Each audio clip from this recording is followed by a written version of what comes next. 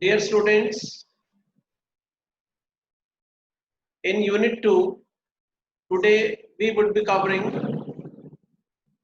lecture number 13 relating to the drafting of review petition under CPC. Review is a part of rectification of errors committed by the courts. Normally, the appellate jurisdiction and revisional jurisdiction is exercised when an appellate court or revisional court rectifies the mistakes committed by the lower courts. As you are aware that every decree of the civil court is appealable. If the aggrieved party is filing first appeal against the decree of the trial court, it is nothing but rectification of errors. If a second appeal is filed by aggrieved party, again theoretically it is nothing but rectification of errors committed by the lower courts. Likewise, if the matter goes to the Honorable Supreme Court, again this exercise is nothing but rectification of errors by the higher courts. Now, so far as the review petition is concerned, review is rectification of error committed by the same court, because review is always drafted and presented before the same court who has passed the judgment or order or the decree. So review is a special feature of civil law because every judgment, every order, every decree is subject to review. CPC permits the filing of review petition in each and every case. Whenever any order is passed and if any party is aggrieved from it, then party has a right to file a review petition against that order. Similarly, if final judgment is passed by the civil court, every party has a right to file review petition before the same court. Similarly, the review petition can be filed before the first appellate court also, because there are chances that even first appellate court may also commit some mistake. Similarly, review petition can be filed even before High Court after decision in a second appeal.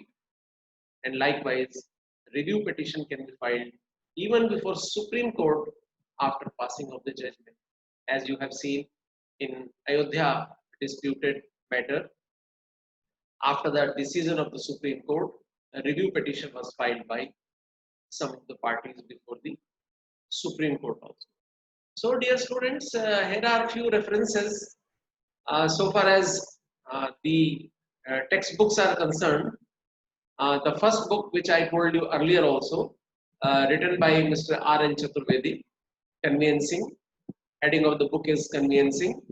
It is published by Eastern Book Company. 7th edition was published in 2011. Then very old and very prestigious book written by Mr. G.C. Moga. Its heading is Law of Pleadings in India. 18th edition was published in 2013.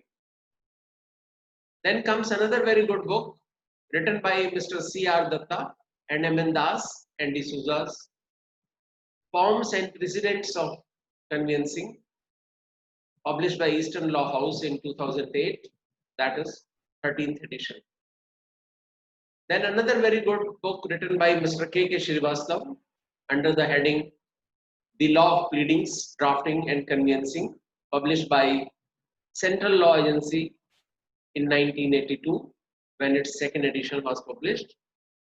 And we have another very good book written by Mr. S.R. Maineni, and its heading is Drafting, Pleading and Conveyancing, published by Asia Law House.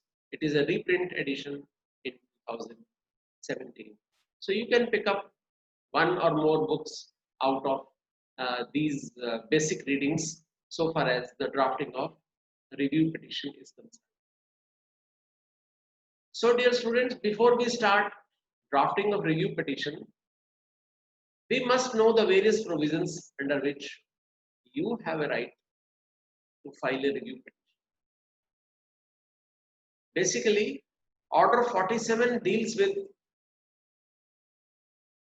filing of review petition, and Section 114 of CPC also deals with the grounds on the basis of which a review petition may be filed.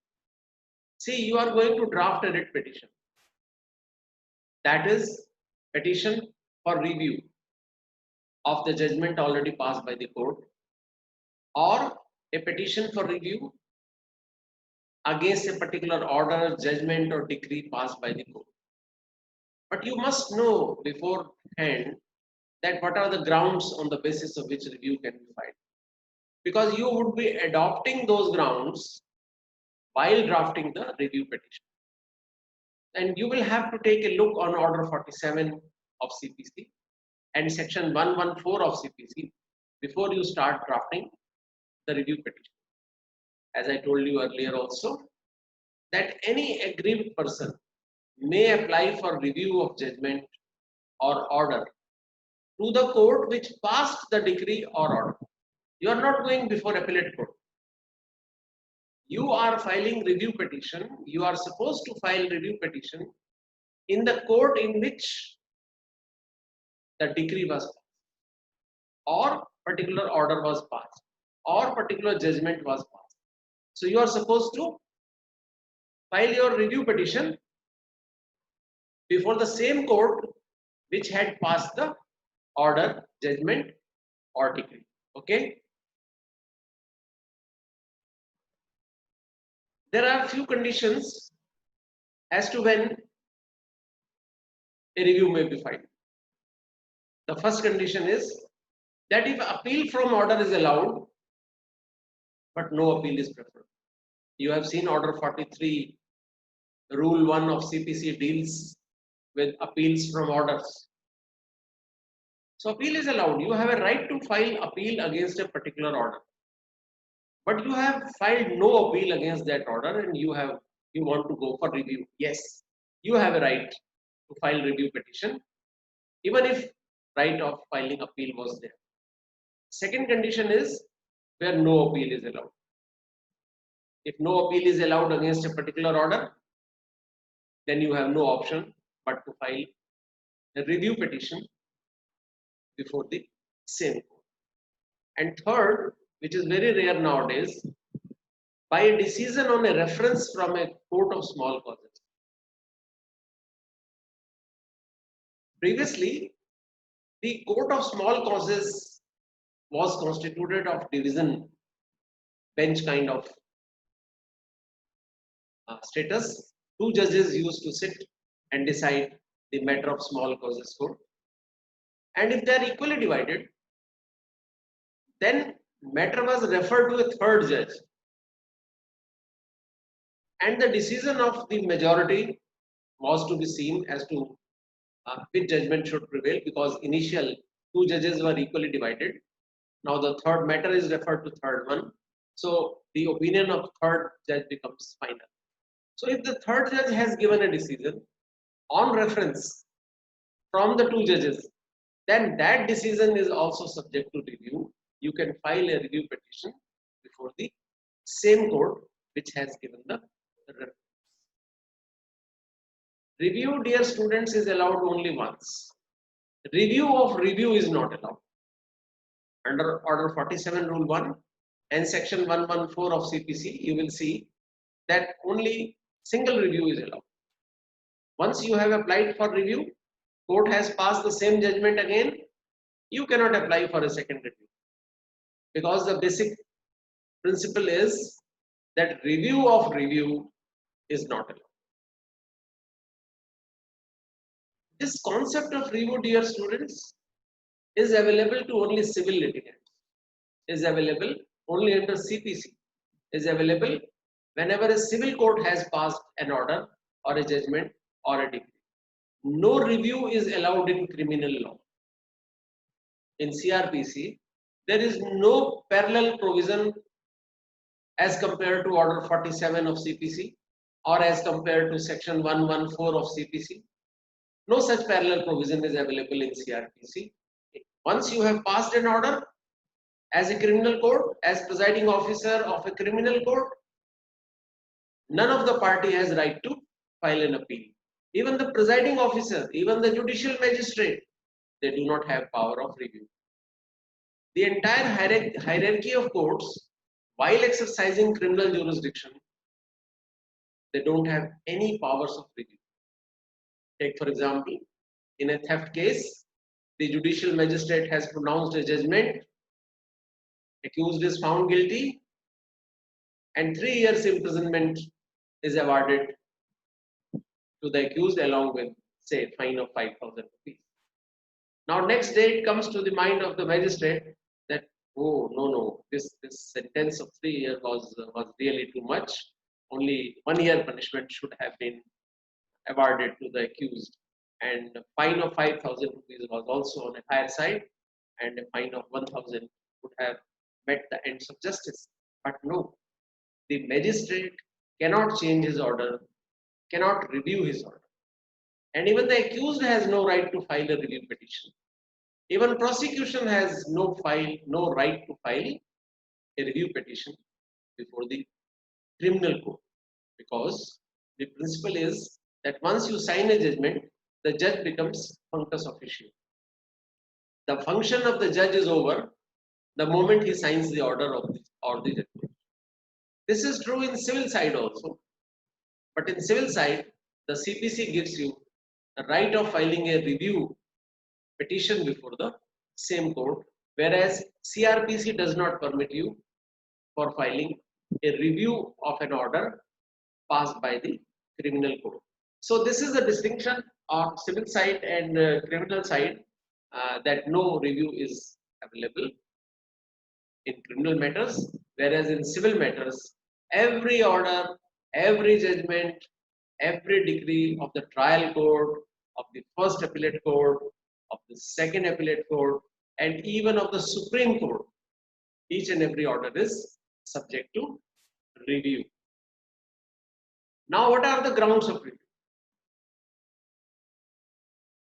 You have a right to file review, but there are certain fixed grounds on the basis of which a review can be filed. The first ground is you will have to draft these grounds also in your drafting of review petition. The first ground is you will have to take care that this ground is duly incorporated in your drafting of review petition. So the first ground is discovery of new and important matter or evidence which was not within the knowledge of the applicant or could not be produced by him when the decree was passed. You are seeking review of the decree on the ground that now the plaintiff has discovered a new and important matter or new or important evidence, and that matter was not within the knowledge of the plaintiff when the judgment was passed, or that particular piece of evidence could not be produced by him before the court when the decree was passed. So he is seeking the review of the judgment, review of the decree passed by the lower court on this ground. Second ground, on the basis of which you can draft a review petition, is that the order or judgment was made by the lower court, by the court, on account of some mistake or error apparent on the face of record. If you read the judgment, if you read the order, that it appears from the bare reading of the order, that the order was made on account of some mistake or error which is visible on the judgment, which is visible on the face of the record. And the third ground is any other sufficient reason. These are the three important grounds which you must incorporate while drafting of a review petition, because unless you cover one of these three grounds, your review petition is likely to be rejected, likely to be dismissed. So you must know the grounds beforehand before you start drafting of your review petition. Sometimes people are taking this plea also that reversal of ratio of a case by superior court after the judgment is done, so their judgment should also be reviewed, because now the ratio decidendi, which was in vogue till the passing of judgment, that ratio has been reversed by the, say, Supreme Court. But CPC says no. The reversal of the ratio of a case by superior court after the judgment shall not be a ground of review, because otherwise there will be no end to the litigation. Every litigant will say that in the light of new ratio, new case law, new judicial precedent given by the Supreme Court, the judgment should be reviewed. So there will be no end to the litigation. Hence, this ground is not available to any litigant, that now after the passing of the judgment by the trial court or by the first appellate court, the legal position has been changed because of reversal of ratio decidendi of a particular case. No, this ground is not available as a ground of review. You see, review petition is always heard by the same judge or by the same court as far as possible. So for you, the guidance is that you are supposed to address the review petition to the same court who had passed the original judgment or order or decree. While drafting of review petition, you must take care that first of all on the top of it you write down the name of the court. So name of the court should be same which had passed the original order. And as far as possible, the review shall be heard by the same judge. Suppose if the judge has been transferred, a new incumbent has taken over the charge, then at least court is set. Suppose your case was decided by Civil Judge Junior Division, Noida, and the person who has passed the judgment was transferred after a week or so, and a new person has joined in the same court. So you will address your review petition to the same court, not to the same judge, but in the court of Civil Judge Junior Division, Noida District, Gautam Buddha Nagar. Court will see that review should be decided by the same judge if he is available in the same court, and if not, if the judge has been transferred to some other district or to some other court in the same district, or the judge has been promoted to Civil Judge Senior Division, then you will address your review petition to the same court, if not the same presiding officer. So the fundamental principle of law is that review is to be decided by the same court, and as far as possible by the same judge. Sometimes in the High Court, a particular matter is decided by the division bench constituted of two judges. And if judges are equally divided while hearing your review petition, original judgment was passed by the two judges by unanimous opinion, you filed a review petition before the same division bench, and now the two judges are equally divided. One says review should be allowed, the next judge says review should be rejected, and original order passed by the court is okay. So in such a situation, if the judges are equally divided, then review shall be rejected and original order or original judgment will prevail. Now let us see the drafting of a review petition. Name of the court, I told you, will remain the same.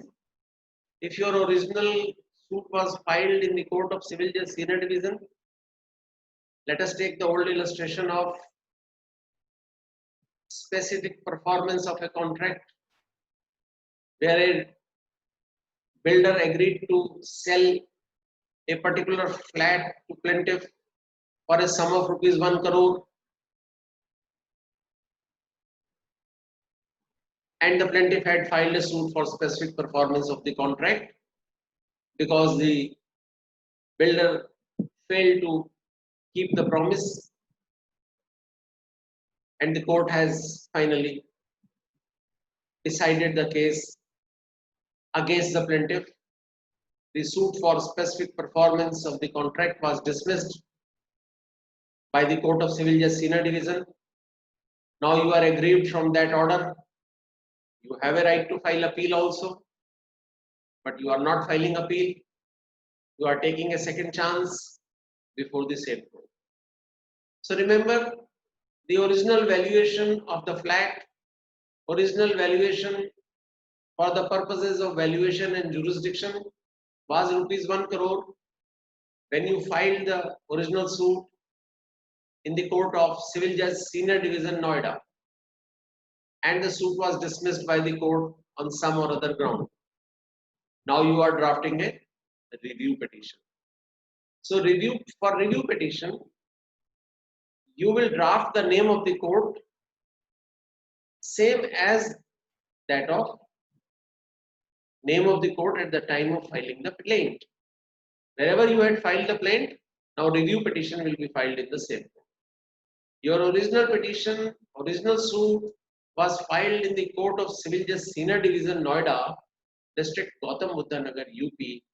Now, after dismissal of your suit, the review petition shall be filed in the same court, that is, in the Court of Civil Judge Senior Division, Noida. District will remain same, District Gautam Buddha Nagar, UP. All right. Now, civil suit number 23 of 2017. Civil suit number will also remain the same. The civil suit number which was allotted to the plaintiff will remain same while drafting review petition. This suit number 23 of 2017, this remains same till the judgment is pronounced. In appeal, appeal number may be different, but till decision of the suit, till formation of the decree, the civil suit number remains the same. And in the review petition also, the civil suit number which was allotted in the beginning while filing a plaint will remain same. So name of the court is same, civil suit number is same. Okay. Name of the plaintiff and defendant will remain same. You cannot change it. The parties which were party to the suit at the time of filing of the suit, same parties will remain as it is while drafting review petition. So our plaintiff was A, son of B, aged about 40 years, resident of flat number 918, Pavilion Court, 10, JP Greens, Fishtown, Sector 128, Noida, District Gautam Buddha Nagar, UP. He was the plaintiff. And now plaintiff wants to file a review petition. So name, parentage, age, residence, address of the plaintiff will remain same. There is no change. So he is the plaintiff now in this review petition. Versus against whom the suit was filed will remain same. You had filed this suit against X, son of Y, aged about 45 years, resident of flat number 509, Designers Park, Sector 62, Noida, District Gautam Buddha Nagar. He was your defendant. And in review petition also, he will remain your opposite party. You will be, plaintiff will remain as petitioner and defendant will be opposite party. The heading will remain application for review of judgment dated 1st November 2017. The original judgment was passed on 1st November 2017, by which the suit of plaintiff was dismissed. So now you are seeking review of the same judgment dated 1st November 2017, and you have a prayer to set aside the consequent decree under Order 47 Rule 1 CPC. Judgment has been pronounced on 1st November, and as you know, after 14 days, a decree is drawn. So you want that judgment dated 1st November 2017 should be reviewed, and obviously you will have to draft that consequent decree which follows the judgment should also be set aside under Order 47 Rule 1 CPC. Now what is your prayer? The applicant oblique plaintiff, because plaintiff is applicant here and defendant is opposite party in a review petition. So the applicant or plaintiff most respectfully submits as under. But now what are the grounds? What are the facts on the basis of which a review of judgment dated 1st November 2017 is being sought? First fact is that this honorable court was pleased to dismiss the suit of plaintiff for specific performance on 1st November 2017. From here, the beginning of drafting starts, that this honorable court, same court before which you are filing your review petition, the same court was pleased to dismiss your suit as plaintiff, and the suit was for specific performance of the contract for sale of a flat in 1 crore rupees, and this suit was dismissed on 1st November 2017. Then you must disclose that whether you are going to file appeal against that judgment and decree or not. Because once you are filing an appeal, you may not file review also. Once you are filing a review, you may not file appeal. Okay? So you will mention that no appeal has been preferred against decree and judgment delivered by this honorable court. No appeal has been preferred. So I am coming for review of the judgment.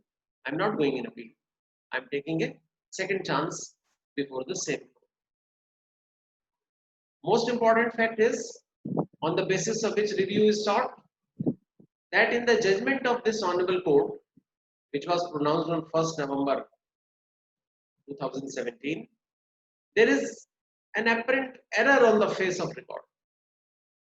You see, this was the second ground of review, that there is an error apparent on the face of record, as this honorable court has omitted to take note of the following. What is the mistake?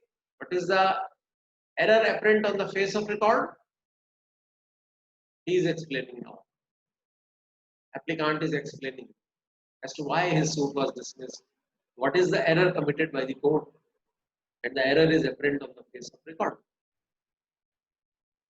Applicant says that this honorable court has dismissed the suit of the plaintiff for specific performance of the contract on the ground that no such agreement dated 1/1/2017 was proved between the parties to the suit, because the plaintiff failed to file the original agreement.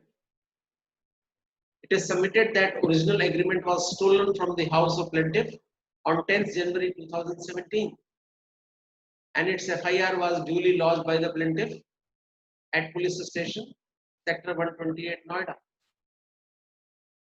The plea of applicant is that original agreement dated 1/1/2017 was stolen from the house of the plaintiff on 10th January 2017, and he could not produce the original document before the court because it was lost on account of theft. And to substantiate the point of petitioner, the petitioner says that its FIR was lodged by him at the police station, sector 128, Noida, district Gautam Buddha Nagar. Now, once the FIR is lodged, the investigation in accordance with CPC begins, and an IO is appointed for investigation of the case and consequently filing of the charge sheet. You know, this is the procedure provided under CRPC. So investigation is going on regarding theft of that document, and during the course of investigation, the investigation officer has recovered the said agreement from the possession of one of the accused, and he has made it part of the case diary. And along with charge sheet, all the documents collected during investigation are to be filed in the concerned court by the IO. And he has filed this recovered document dated 1/1/2017 before the criminal court. Now plaintiff has to take it back from criminal court and file it in the civil court. Only then civil court will take cognizance of that document. Now plaintiff says that he has got it released from the court of CGM Noida on 17th November 2017. See, the judgment was passed on 1st November 2017. At that time, this document was not in possession of plaintiff. After 17 days of passing of the judgment, the plaintiff got that document released from the court of CGM Noida on 17th November 2017, and the same is being filed along with this review application. Once the document has been recovered from the accused, the IO has filed this document in the criminal court along with charge sheet. The criminal case will go on as it is, there is no problem. But the party has a right to take back that document and file it in the civil court. So plaintiff has filed that original agreement dated 1/1/2017 before the civil court along with this review application. Next, what happens? Plaintiff says that he had filed a certified copy of the agreement dated 1/1/2017 after taking it from the office of sub-registrar where the agreement was registered. But the Honorable Court failed to appreciate the legal position of filing secondary evidence in accordance with section 65 and 66 of Indian Evidence. As you are aware, when the original document is lost, the party has a power to file secondary evidence. And as you know, the agreement to sell immovable property is always registered in the office of sub-registrar. And a person is authorized to take certified copy from the office of sub-registrar also if the original is lost. This is what happened in this case also, that the plaintiff took a certified copy from the office of sub-registrar and filed it in the civil court. He had a right to give secondary evidence, but the learned lower court, Civil Judge Senior Division Noida, failed to appreciate the provisions of section 65 and 66 of Indian Evidence Act, and the suit of the plaintiff was dismissed. Why? Because he had not filed the original agreement dated 1/1/2017. This is the main ground which the applicant plaintiff is saying that there is error apparent on the face of record. If you read the judgment passed by the Civil Judge Senior Division Noida, you will come to know that section 65 and 66 of Indian Evidence Act are violated. The party, the plaintiff, had a right to file secondary evidence because the original agreement was lost on account of theft, whose FIR was also lodged at PS Sector 128. This is the apparent mistake visible on the face of record. Now applicant says that the Honorable Court has failed to appreciate the ratio decidendi of the case laws decided by the Supreme Court, which was submitted on behalf of the plaintiff. See, the counsel for plaintiff had already filed judicial precedents decided by the Supreme Court.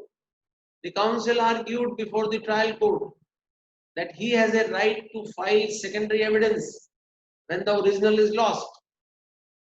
But the court who passed the judgment failed to appreciate the ratio decidendi of the case laws decided by the Supreme Court. So this is another error visible on the face of record according to plaintiff applicant. All right. Now the prayer. You have disclosed as to why you want to file review petition. You have disclosed the grounds for review also. And after disclosing the grounds of review, after drafting the grounds of review, now finally you will make prayer before the court. All right. So prayer before the court is, it is therefore most respectfully prayed. Prayer has to be drafted like this, that it is most respectfully prayed that this honorable court may be pleased to review the decision given in this suit on 1st November 2017 and set aside the decree passed in the suit and rehear and decide the case. Suppose your review is allowed, then the entire matter will be heard afresh and case will be decided once again. But if review is rejected, then original judgment and decree remains intact. So here plaintiff applicant is making a request to the court that it is most respectfully prayed that this honorable court may be pleased to review the decision given in this suit on 1st November 2017, and there is additional prayer to set aside the decree passed in the suit. See, judgment will be set aside in review, so consequent decree has to be set aside. Otherwise, judgment stands changed by review, but decree will remain as it is. So, once you are drafting a petition for review, you must take care that you must draft that consequent decree may also be set aside. Now the legal position, you know, once the review is allowed, the original judgment stands nullified. Matter will be heard again. Again a judgment will be passed. Whether your review is allowed or rejected is a different matter. But second time when court passes a judgment, again a decree shall be drawn. Because the first judgment has been set aside on your review application. And once the matter is reheard, again a new judgment is passed. Then again a new decree shall be drawn. You know the legal position. Whenever a judgment is pronounced by any court, maybe trial court, maybe first appellate court, maybe second appellate court, maybe Supreme Court, decree follows every judgment. There is always preparation of a decree after passage of the judgment. Now, the plaintiff applicant is supposed to sign this review petition. He will sign it. And he will put the date also. Date here is 20th November 2017. Why this date is important? From the point of view of limitation. Because you get only 30 days for filing a review petition from the date of judgment. See, the judgment was pronounced on 1st November 2017 and review petition is being filed within 30 days. That is 20th November 2017.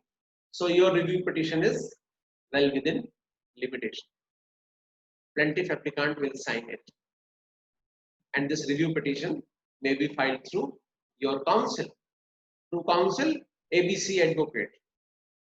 And that advocate will also put his signature at the end of the review petition. He will also sign the review petition as ABC advocate. Then lastly comes the verification.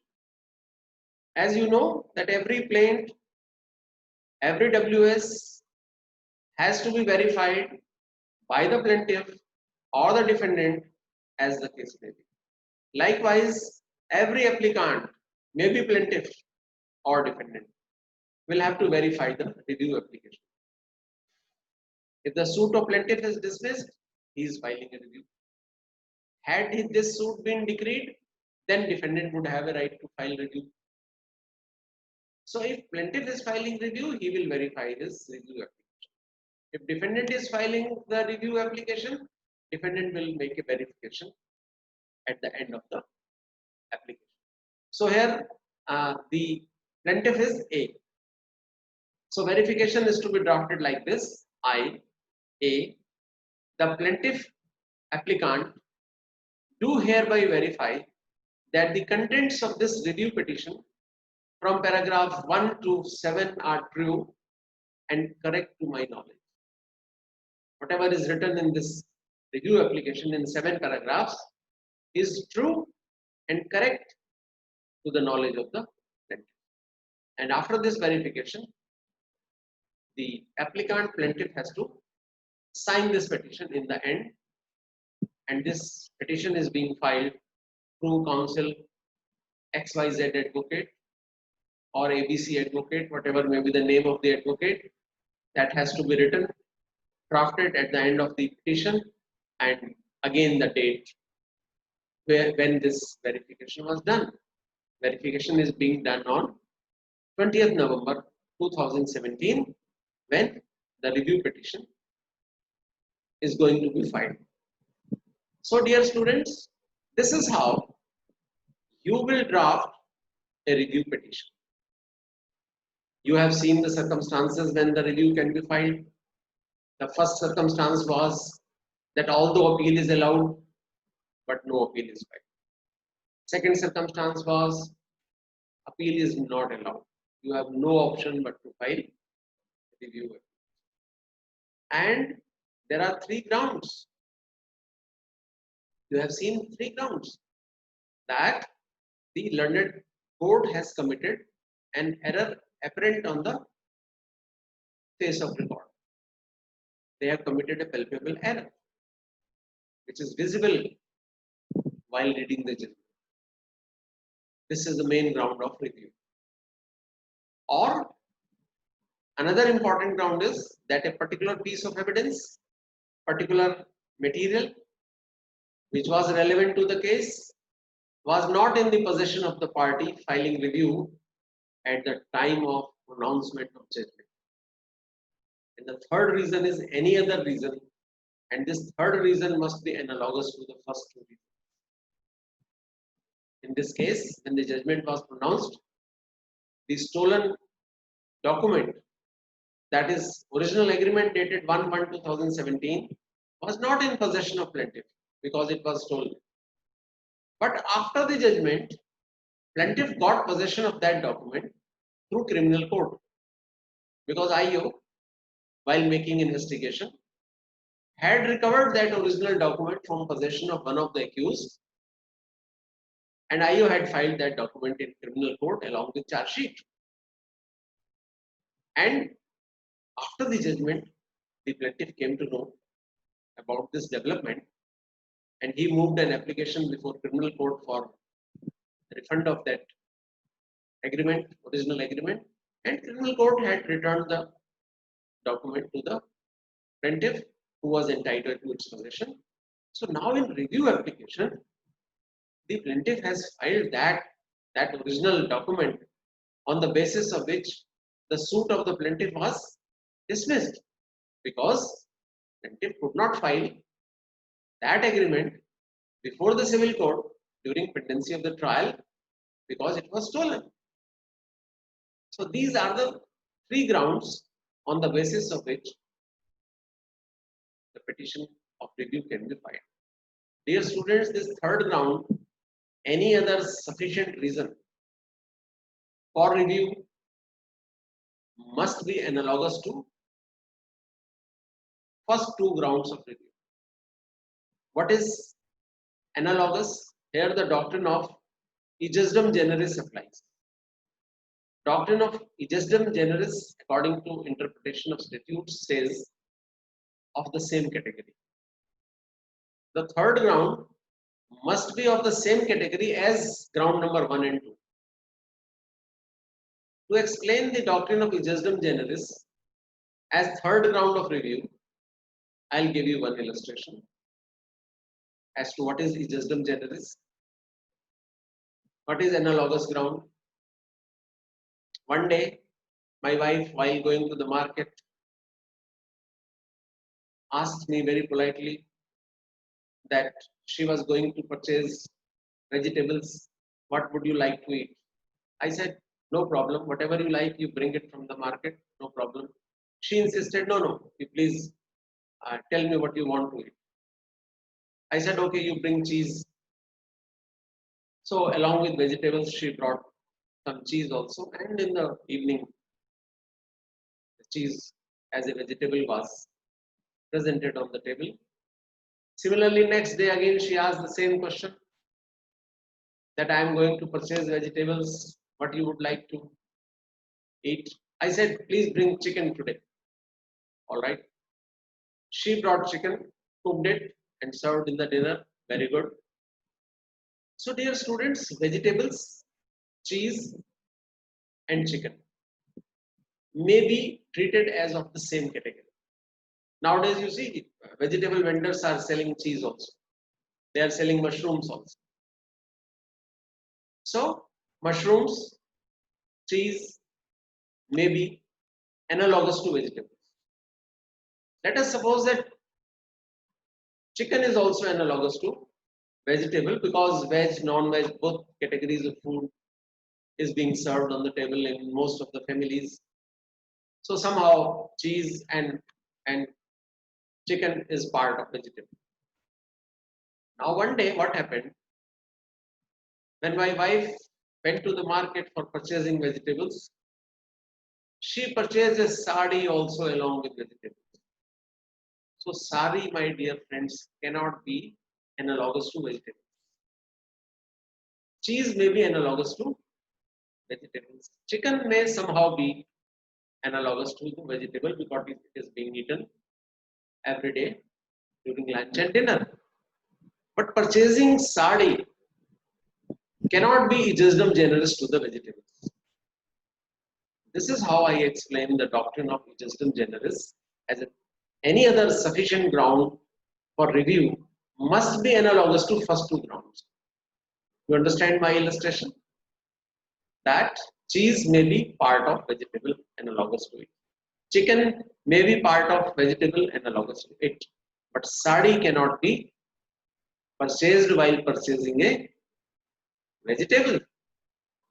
She can purchase sari on some other occasion is fine.